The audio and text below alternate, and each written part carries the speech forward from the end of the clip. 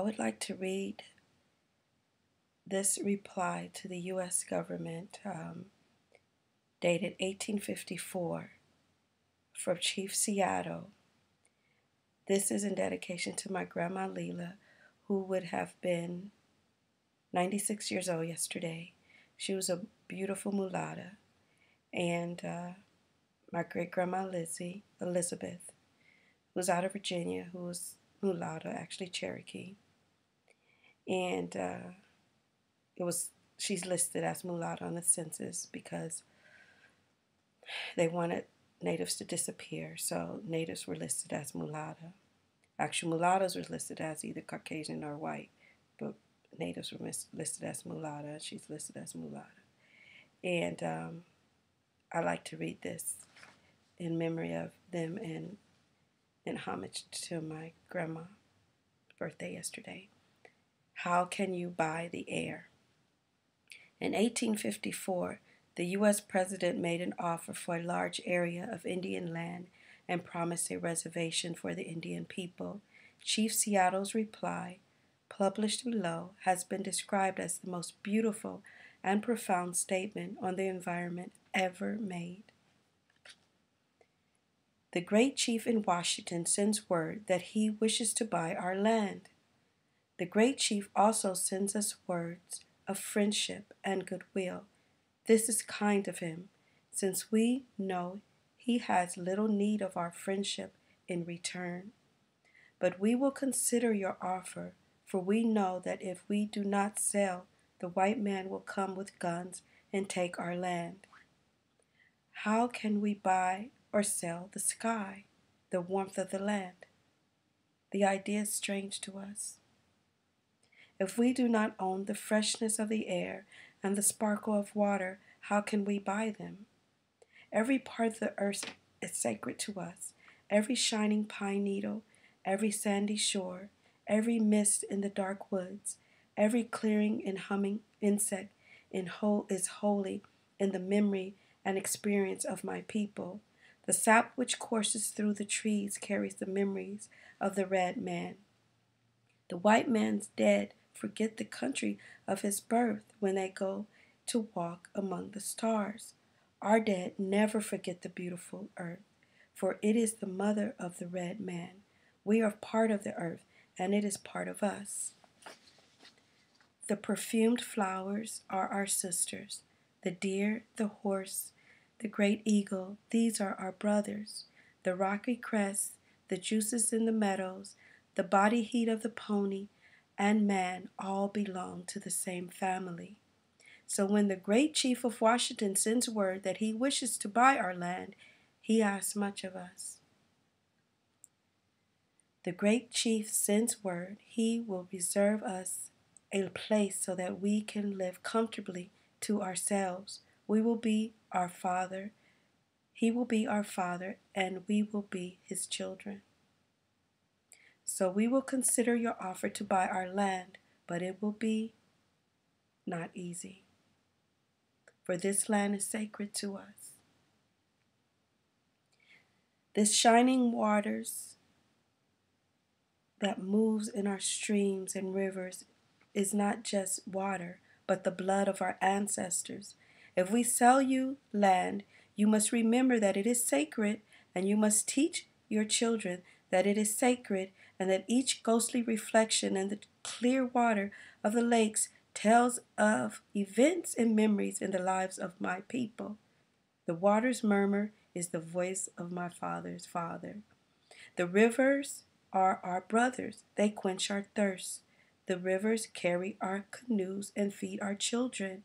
If we sell you our land, you must remember and teach your children that the rivers are our brothers and yours, and you must henceforth give the rivers the kindness you would give any brother. The red man has always retreated before the advancing white man, as the mists of the mountains run before the morning sun. But the ashes of our fathers are sacred. Their graves are holy ground, and so these hills, these trees, this portion of the earth is consecrated to us. We know that the white man does not understand our ways. One portion of land is the same to him as the next, for he is a stranger who comes in the night and takes from the land whatever he needs. The earth is not his brother, but his enemy, and when he has conquered it, he moves on.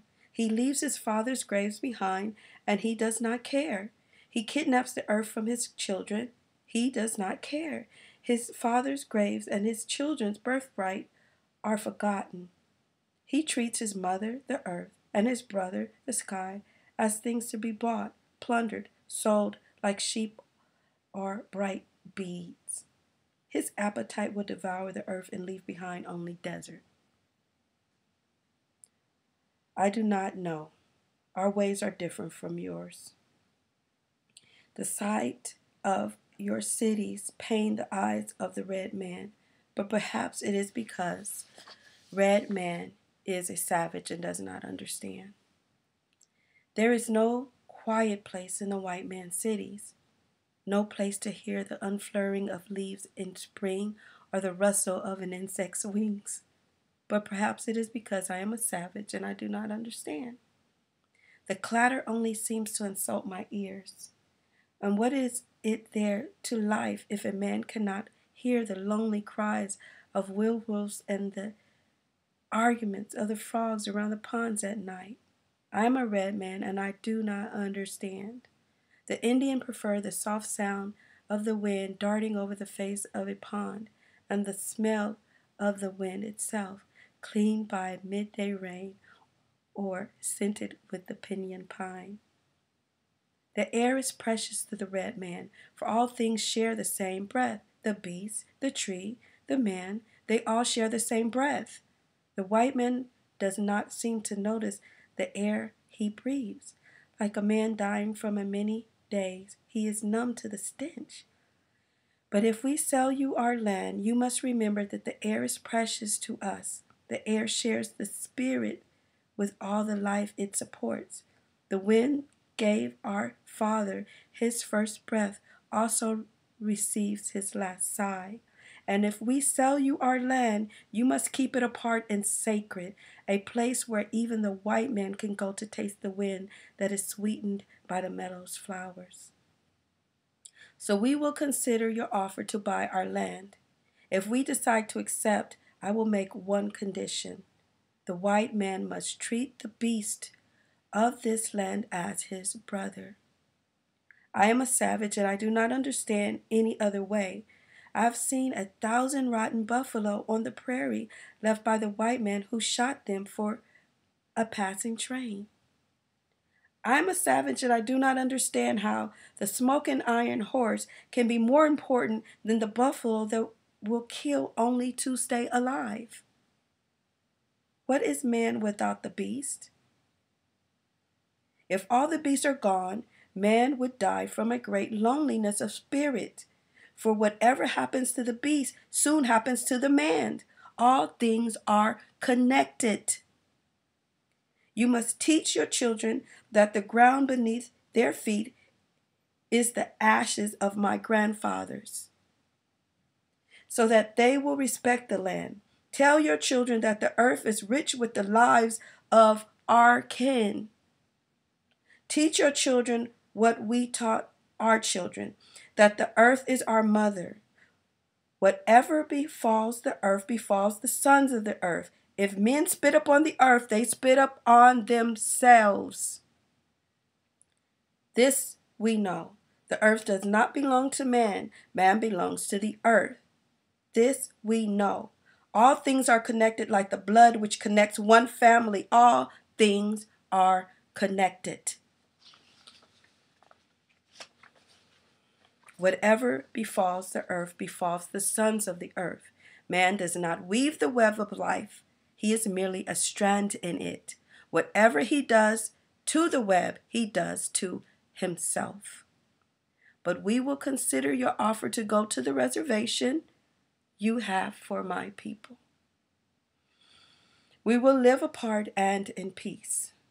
It matters little where we spend the rest of our days. Our children have seen the fathers humbled in defeat. Our warriors left shame.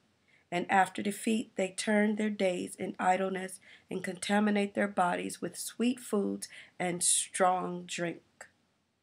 It matters little where my people spend the rest of our days. They are not many. A few more hours, a few more winters, and none of the children of the great tribes that once lived on this earth or that roamed now in small bands in the woods will be left to mourn the graves of our people, once as powerful and hopeful as yours. But why should I mourn the passing of my people? Are made up of men, nothing more. Men come like the waves of the sea. Even the white man whose God walks and talks with him as friend to friend cannot be exempt from the common destiny. We may be brothers after all, we shall see. One thing we know, which the white man may one day discover, our God is the same God. You may think now that you own him as you wish to own my land, but you cannot. He is the God of man, and his compassion is equal to the red man and the white man. The earth is precious to him, and to harm the earth is to heap contempt on the Creator. The white man too shall pass, perhaps sooner than all the other tribes. But in your perishing you will shine brightly, fired by the strength of God, who's brought you to this land and for some special purpose gave you dominion over this land and over the red man. That destiny is a mystery to us, for we do not understand when the buffalo are all slaughtered, the wild horses all tamed, the secret corners of the forest heavy with scent of many men, and view of the ripe hills blotted by talking wires. Where is the thicket? Gone. Where is the eagle? Gone. And what is it to say goodbye to the swift pony and the hunt? The end of living and the beginning of survival. So we will consider your offer to buy our land. If we agree, it will be to secure the reservation you have promised.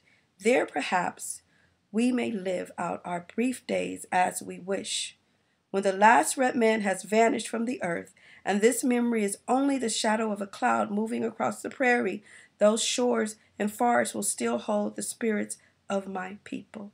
For they love this earth as the newborn love its mother's heartbeat. So if we sell you our land, love it as we've loved it. Care for it as we've cared for it. Hold in your mind the memory of the land as it is as you take it, and will all your strength, with all your mind, with all your heart, preserve it for your children and love it as God loves us. One thing we know, our God is the same God. The earth is precious to him. Even the white man cannot be exempt from the common destiny.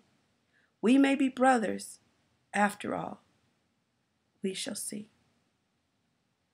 God bless the tribes, and I never forgot anything my grandmother taught me. God bless the tribes.